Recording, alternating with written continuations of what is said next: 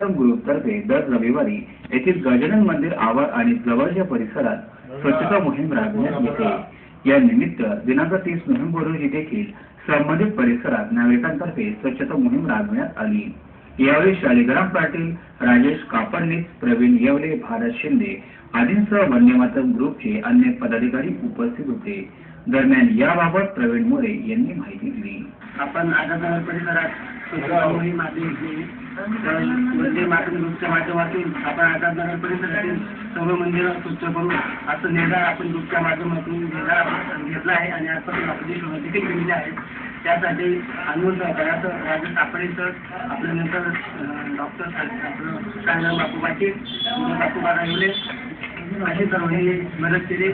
नंतर परत आम्ही दर रविवारी असंच परिसरात जेवढे मंदिर आहेत तेवढे स्वच्छ करू असा आम्ही निर्णय घेतला आणि आम्ही ते स्वच्छ करू आणि प्रत्येक तरुणांनी एकत्र येऊन आपल्या परिसरात आता स्वच्छता मोहीम राबवावी आणि कुणी येईल याची वाट न बघता स्वतः आपण आधी कामाला सुरुवात करावी।